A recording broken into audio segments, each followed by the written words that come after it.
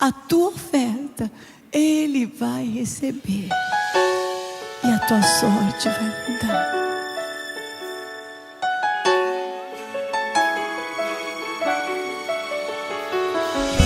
Não adianta querer ficar falando, explicando para quem não quer entender. Seja o que você é, um adorador. Derrame isso no altar de Deus.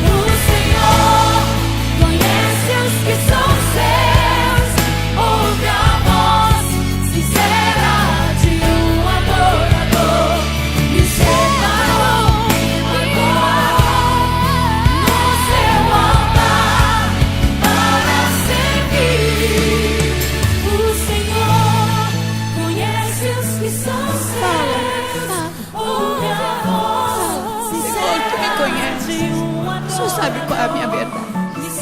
Tu sabes o que é a verdade e o que é a mentira, Senhor.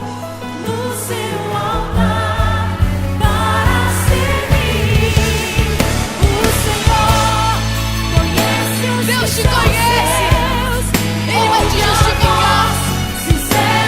A tua oferta, ela vai frutificar-se por honra e bênção, em honra e glória ao nome de Jesus.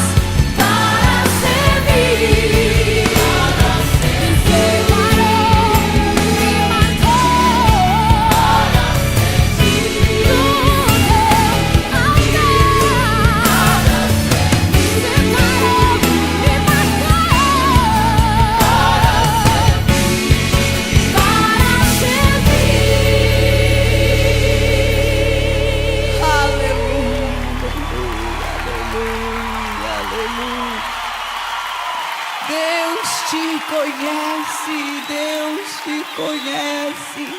Glorifica a Deus, Ele te conhece. Ele sabe qual é a verdade do teu coração.